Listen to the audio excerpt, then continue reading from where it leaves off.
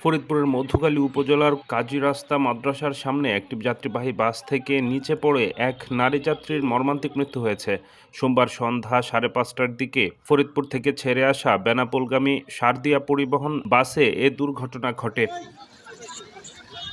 নিহত নারীর নাম শায়রিন আক্তার। তিনি মধুখালী উপজেলার মাঝকান্দি এলাকার মোহাম্মদ আব্দুল কুদ্দুসের মেয়ে। জানা গেছে, শায়রিন শ্বশুরবাড়ি যাওয়ার উদ্দেশ্যে মাঝকান্দি বাসস্ট্যান্ড থেকে শারদিয়া পরিবহনে উঠছিলেন।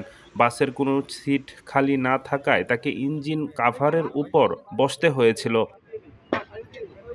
বাসটি কাজীর রাস্তা এলাকায় পৌঁছালে হঠাৎ বাসের সামনে দিয়ে একটি শিশু দৌড়ে চলে যায়। চালক জরুরি ব্রেক করলে ভারসাম্য হারিয়ে শায়রিন বাস থেকে নিচে পড়ে যায়। এরপর বাসের পেছনের চাকায় পিষ্ট হয়। এতে ঘটনাস্থলেই তার মৃত্যু হয়। Desk report, বার্তাবাজার।